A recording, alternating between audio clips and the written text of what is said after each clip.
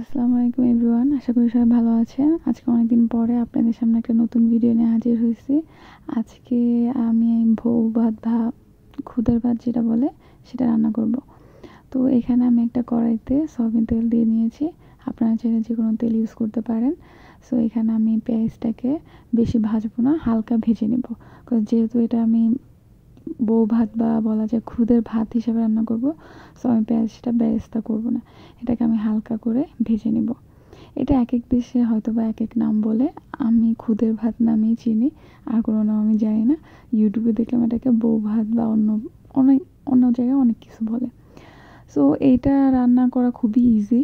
এটা রান্না করতে বেশি কিছু লাগে না। নর্মালি এই যে আমার পেঁয়াজটা হালকা লাল হয়ে গেলে, লালও হবে না, আমি একটু কাঁচা কাঁচাই রাখবো। সো আমি চালটাকে ভালো মতো ভেজে নেব। তো সবসময় একটা জিনিস মনে রাখবেন, আপনারা পোলাও রান্না করেন বা খিচুড়ি রান্না করেন, যেটাই রান্না করেন না কেন, চালটাকে ভালো মতো ভেজে নিতে হয়। তাহলে কি হয়, চালের ফ্লেভার প্লাস মানে খিচুড়ি বলেন পোলাও বলেন অনেক মজা হয়। সো এখানে আমি হালকা একটু লবণ দিয়ে এটাকে ভালো মতো ভেজে নেব। আমি এখন হলুদ, মরিচ বা যেই গুঁড়াগুলো ইউজ করবো এগুলো এখন ইউজ করতেছে না, তার এই কারণ যে এগুলো আমি দিলে হয়তো বা চালটা লেগে যাবে। দ্যাটস আমি লবণটা দিয়ে হালকা আগে ভেজে নিছি। সো এখানে আমি রসুন বাটা, হলুদ গুঁড়া, তারপরে একটু হালকা লাল মরিচ বা মরিচের গুঁড়া আর ধনিয়া গুঁড়া ইউজ করছি। আপনারা চাইলে কাঁচামরিচও ইউজ করতে পারেন। আমি লাস্ট একটু ফ্লেভারের জন্য কাঁচামরিচ দিব, এই জন্য আমি এখানে কাঁচামরিচ দিই না। আপনারা চাইলে মরিচের গুঁড়াটা স্কিপ করে কাঁচামরিচ ইউজ করতে পারেন। চালটা ভাজা হয়ে গেলে আমি এখানে পরিমাণ মতো পানি দিয়ে নিব। সো পানির ক্ষেত্রে সবসময় একটা জিনিস মনে রাখবেন, আপনারা যেই পাত্রেই চাল মাপবেন না কেন সেই পাত্রে ডাবল পানি দিবেন। তাহলে আপনি পোলাও বলেন, বিরিয়ানি বলেন বা আপনি যেটাই রান্না করেন না কেন, রাইস জাতীয় যে জিনিসগুলো আপনি রান্না করবেন, সো সেটা পারফেক্টভাবে হবে।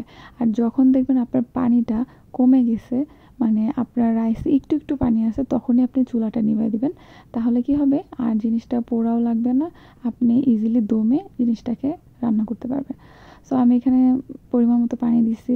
আমি লবণ টবণ চেক করে এখন ঢাকনা দিয়ে দিব। ঢাকনা দেওয়ার পরে দেখবেন যে বেশিক্ষণ লাগবে না, অল্প কিছুক্ষণের ভিতরে আমার ভাতটা হয়ে গেছে। আমি এখানে আধা কেজি খুদের ভাত ইউজ করছি আর 1 কেজি পানি ইউজ করছি। সো সবসময় দ্বিগুণ পানি হবে, এটা আপনারা মনে রাখবেন। আপনাদের কার কার খুদের ভাত বা বউ ভাত পছন্দ প্লিজ আমাকে কমেন্টে জানাবেন। আর প্লিজ এটা আপনারা ট্রাই করবেন। এক একজন এক একভাবে রান্না করেন, আমি এভাবে রান্না করছি তাই আপনাদের সাথে এভাবেই শেয়ার করলাম। আর এটার সাথে সবচেয়ে বেশি যে জিনিস আছে সেটা হলো ভর্তা। আর সেই ভর্তার আইটেমগুলো অনেকগুলো আপনারা আমার ইউটিউব চ্যানেলে পাবেন, প্লিজ একটু চেক করবেন। ওইখানে অনেক ধরনের ভর্তা আছে, চাপা ভর্তা বলেন বা আরও আইটেমের অনেক ভর্তা আছে। সো আপনারা প্লিজ চেক করবেন আর ট্রাই করবেন ভর্তা দিয়ে ভাতটা খাওয়ার জন্য। এই ভাতটা ভর্তা দিয়ে বেশি মজা লাগে। সো আমার ভিডিওটি ভালো লেগে থাকলে সাবস্ক্রাইব করবেন, লাইক করবেন, শেয়ার করবেন। Thank you.